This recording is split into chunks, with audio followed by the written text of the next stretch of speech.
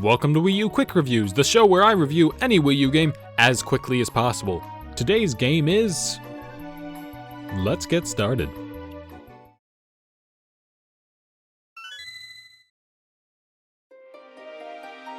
Rodea the Sky Soldier is a joint Wii U and 3DS release produced by Yuji Naka in the familiar style of Dreamcast-era games and Nights into Dreams. It was initially finished in 2011, but spent a long 4 years in development hell, putting its release early in the Wii U's wind-down period when a lot of very decisive games were coming out for the console. From the moment you boot things up, you can tell it's a Yuji Naka project. Just one look at the characters is enough. The designs are a highlight for sure. Ion is your main companion and gets a little annoying chiming in whenever you do anything. So do her friends later on, when she gets kidnapped. But I especially like Rodea himself, who looks like a little devil made of robot parts, and he can swing from zip lines with his tail and other cute things. In the story, he's a robot like the invading armies, so he has a little devil look, but he's fighting for good, so he flies around like an angel, and that's a fun juxtaposition. And fly he does. The game is all about flying from place to place, beating some enemies, upgrading Rodea with parts, collecting things, and light puzzle solving to get to the end of levels. But these flying controls need a lot of work. You can't fly willy-nilly in any direction you want. You have to lock on to something physical that's over there with the A button. Even then, it won't take you directly there every time, getting you stuck on collision and stuff, and you can only fly for a limited time without landing somewhere, so you sometimes just run out of energy over the sky and die, even if it looked like you could totally make it across.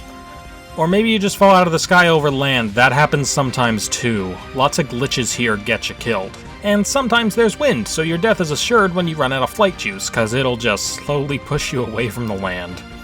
You can also fly directly up with a Y button push to raise yourself where you stand or float, but that also uses flight juice, so it takes away from how far you could go directly.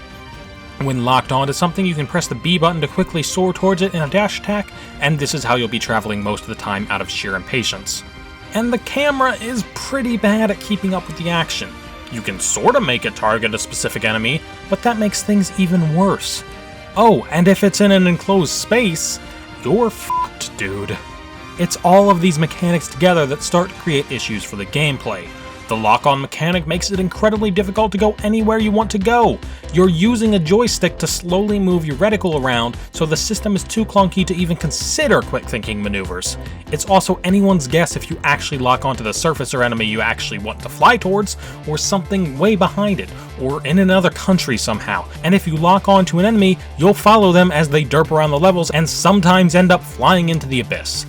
Enemies also like to turn on their hurt boxes right as you arrive to hit them. You need to back off a bit so you can see with the wonky camera. You see that they're vulnerable and head over quickly, but just when you get there they attack, no longer exposed, and hurt you. And the game loves to make you stop and fight a bunch of tougher enemies in an arena before moving on, just enough of them that your screw-ups stack, and you game over. Yeah, this game has lives, and it's awful. All the unfair deaths would at least be a bit more acceptable if you didn't have to go back too far, but the level checkpoints don't apply if you completely run out of lives. Also, they don't apply if the game crashes. My game crashed 15 minutes into one of the longer stages and made that Wii homebrew failure noise. If you want to see where all of this really comes together in one glorious disaster, just look at the second boss. It's this flying serpent thing, and it's kinda annoying to reach up in the sky. It has weird collision that you'll get stuck flying up against, and the camera has just no idea how to work with any of this. The frame rate also dips like crazy here, as it does in a lot of places. Levels are mostly about movement between lots of floating islands, with occasional breaks for combat or light puzzle solving, and a handful of medallion collectibles in each to find. None go on for too long, unless you run out of lives. Then they can be infuriating. With some better mechanics, these would be worth exploring and doing some perfect runs through, however. They do have very dated looking textures though. From the rocks to the ground, the geometry looks like it would feel more at home in, say, a 2011 Wii game. Between levels, you can upgrade Rodea with parts you get from the slaughter fodder enemies, but you won't be doing much of that if you try to avoid more than just the occasional fight and opt for a faster, less monotonous and glitchy play session. That more or less covers the basics, so let's clear this one out in the pros and cons. The characters are well designed, and the definite high point here. They evoke the spirit of Yuji Naka and Dreamcast exactly as intended. The story is also super simple, yet engaging to go along with them.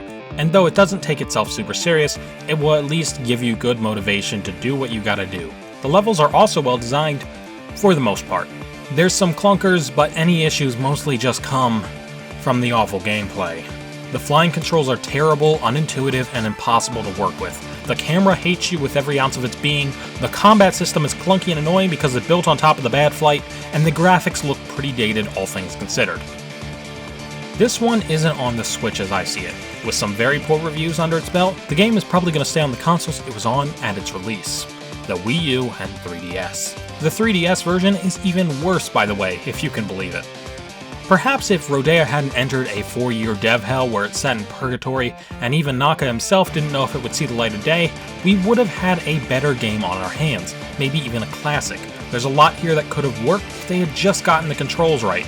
Look to prior Knights games or even the PlayStation exclusive Gravity Rush, which figured out how to make an enjoyable flying game with functional mechanics that rewards you for getting good at the consistent rules they provide.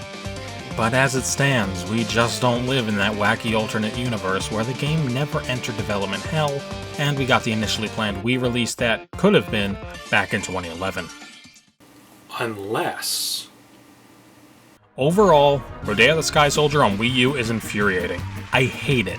It made me angry. Extremely angry. Please don't play it.